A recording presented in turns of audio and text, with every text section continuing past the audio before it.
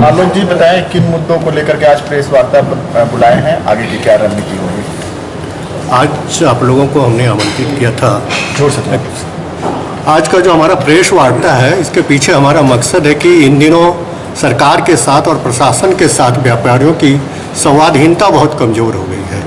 आप देख सकते हैं कि लगभग 17 तारीख से लगातार कृषि बाजार समिति शुल्क के विरोध में हम लोग आंदोलन कर रहे हैं और आज तक सरकार के किसी प्रतिनिधि ने, नहीं प्रशासन के प्रतिनिधि ने व्यापारियों को बात करने के लिए भी आमंत्रित किया है या अपनी ओर से कोई स्टेटमेंट दिया है। तो आज हम लोग 5 मुख्य मुद्दों पर आपके माध्यम से, प्रेस के माध्यम से सरकार तक अपनी बातें रखने की कोशिश कर रहे हैं। इसमें पहला ज्वलंत मुद्दा है कि जो कृषि बाजार समिति शुल्क के रूप में, सुविधा शुल्क के रूप में 2% अतिरिक्त शुल्क लगाने का प्रावधान किया जा रहा है, वो वापस ले सरकार, अन्यथा हम लोग इस आंदोलन को जारी रखेंगे और 15 मई के बाद खाद्यान्न और कृषि उपज की आवक और कह सकते हैं कि आवाजाही बंद करेंगे, अनिश्चितकालीन बंद करने का भी ये बना जा सकता है। दूसरा, आप देखें कि 5 साल में होल्डिंग टैक्स वृद्धि का प्रस्ताव होता था और ये 2017 में लागू हुआ और होल्डिंग टैक्स 2022 में आकर के सीधे नए तरीके से बनाने की सरकार ने ये डाल दी। जब पहले रोड के आधार पे होता था, आज सर्किल रेट के आधार पे है। सर्किल रेट के आधार पे जैसे ही होल्डिंग टैक्स होगा, ये अनुमान है या बल्कि गणना है, पहले कारपेट एरिया के आधार पे होल्डिंग टैक्स की गणना होती थी, अभी बिल्टअप एरिया के और आधार पे होगी और सबसे बड़ी बात है कि वो सर्किल रेट के आधार पर होगी। और आपको मैं बताना चाहता हूँ कि पहले से ही सर्किल रेट जो सरकार निर्धारित कर रही है, उस पर ही चैम्बर का या व्यापारियों का घोर विरोध था। ये मतलब विवादास्पद है कि सर्किल रेट किस तरह से तय किए जा रहे हैं और हर 2 साल में ये परिवर्तन होते हैं। और हम देखते हैं कि इसी गणना के अनुसार होल्डिंग टैक्स कमर्शियल उपभोक्ताओं के लिए 25,000 वर्ग फीट से नीचे वाले कमर्शियल उपभोक्ताओं के लिए कम से कम 10% की वृद्धि हो जाएगी। ऐसे समय में जब व्यापार जब अपना फिर से खड़ा होने की कोशिश कर रहा है कोरोना के बाद, उस समय किसी भी तरह का शुल्क का विरोध नाजायज प्रतीत होता है, अव्यावहारिक प्रतीत होता है। उसी तरह 25,000 वर्ग फीट से ऊपर के होल्डिंग शुल्क लगभग दुगुना होने वाले हैं। तो आप समझ सकते हैं कि यह व्यापार को किस तरफ ले जाने वाला है। उसी तरह तीसरी हमारी जो मांग है, बिजली की मांग है। बिजली की आपूर्ति, ये अलग बात है कि 3-4 दिनों से सुधार देखी जा रही है, लेकिन हमें संदेह है कि ये परमानेंट रहने वाला है, क्योंकि आप बिजली की मुकम्मल व्यवस्था नहीं कर रहे हैं, बिजली उत्पादन आपकी नहीं बढ़ रहे हैं, व्यवस्थाएं चेंज नहीं हो रही हैं। ऐसे में हमें संदेह है कि बिजली की नियमित आपूर्ति मिल पाएगी। आप देख सकते हैं कि कोई व्यवस्था नहीं है। हमारी मांग है कि बिजली आपूर्ति का निजीकरण किया जाए, मतलब प्राइवेट लोगों को भी बिजली आपूर्ति करने के लिए अनुमति दिया जाए। डीवीसी वगैरह भी यहाँ बिजली आपूर्ति कर सके अपने कमांड एरिया के बाहर, ताकि हमें निर्बाधित बिजली मिल सके। दूसरी तरफ हमारे यहाँ देवघर में 4000 मेगावाट प्रोजेक्ट का ultra mega power project sanction है, उस पर सरकार काम आगे बढ़ाए ताकि हम बिजली के नाम पर बिजली के उत्पादन में आत्मनिर्भर हो सकें और जो आज हम रोना रो रहे हैं बिजली की, उसके बदले हम देश के अन्य राज्यों को बिजली दे सकें। दूसरी समस्या है बिजली बिलिंग में। ऑनलाइन पेमेंट जो कर रहे हैं लोग, वो पेमेंट बिजली बिल में एरियर में रह जाता है और उसके कारण डीपीएस लग रहा है। लेकर के आगे की क्या रणनीति होगी, क्योंकि आप लोगों ने तो आंदोलन किया भी, बावजूद इसके अभी तक सरकार की ओर से कोई पहल नहीं की, तो आगे की क्या रणनीति? आगे की रणनीति हमारा काफ़ी स्ट्रांग होगा। हमें ज़रूरत पड़ेगा तो हम लोग सड़क पे भी उतर रहे हैं और आप देख रहे हैं कि एक हफ्ते से एक महीने से हम लोग आंदोलन कर रहे हैं और कहीं आंदोलन के पीछे नहीं रहेंगे।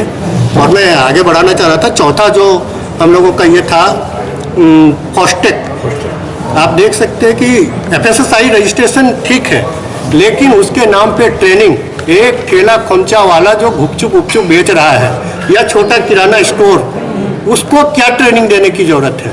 और अगर ट्रेनिंग देने की ज़रूरत है तो उसके लिए सरकार उसके मुफ्त में व्यवस्था करे। नगर निगम ने ट्रेनिंग कराया भी है। आज कोई एक लेटर ला करके अधिनियम में ऐसी कोई ये नहीं है कि ट्रेनिंग की ज़रूरत है, फिर भी ट्रेनिंग करा के 900 रुपये से 2700 रुपये तक का शुल्क वसूला जा रहा है। और इतना ही नहीं, माइकिंग करके धमकी दी जा रही है व्यापारियों को, इन छोटे व्यापारियों को जिन्हें सरकार को संरक्षण देना चाहिए था, उन्हें जो स्वरोजगार किसी तरह से अपना पेट पाल रहे हैं, उनसे 900 रुपया से 1700 रुपया 2700 रुपया ट्रेनिंग फीस मांग रहे हैं। ये घोर अव्यावहारिक है, इसको सरकार वापस ले, अन्यथा ठेले खुमचे और जितने किराना व्यापारी छोटे व्यापारी हैं वो सड़कों पर उतरेंगे। चैम्बर उसका नेतृत्व करेगा। और सबसे बड़ी ज्वलंत मुद्दा हमारा एलपीसी का है देवघर में। झारखंड राज्य में देवघर एक ऐसा जिला है जो जमीन के निबंधन, मोटेशन, इन सब मामलों में काफ़ी कुख्यात हो चुका है। अब सबको ये जानकारी होगी कि एलपीसी में कोई भी पारदर्शिता नहीं है। हमारा लोकल प्रशासन से मांग है कि एलपीसी को आप पारदर्शी बनाएं। पारदर्शी इन शब्दों में कि आपको एलपीसी देने से पहले एलपीसी कमेटी की बैठक करनी होती है और उस बैठक में आप शेड्यूल बनाएं कि किन किन केस को आप ले रहे हैं। आप शेड्यूल सार्वजनिक करें, उस सार्वजनिक शेड्यूल के अनुसार आप एलपीसी कमेटी में प्रभावित लोगों को बुलाएं और उसके केस को निष्पादन करें। दूसरा, आप खजाना रसीद झारखंड में सभी जिलों में हो रहा है और आपके देवघर में आज भी, खासकर देवघर और मोहनपुर प्रखंड में सीओ की मनमानी चल रही है। हम सख्त मांग करते हैं कि ये जो मनमानीपना है और सीओ वगैरह जो ऑफिस में बैठते नहीं हैं, न ऑनलाइन न ऑफलाइन किसी भी तरीके से खजाना रसीद नहीं कटता है, तो क्या देवघर के लोग व्यापार नहीं करेंगे?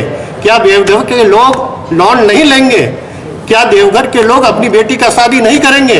क्या अपने बच्चों को नहीं पढ़ाएंगे? आप सब जानते हैं कि जमीन आदमी अपने बुरे वक्त के लिए, अपने अच्छे वक्त के लिए इन्वेस्ट करता है।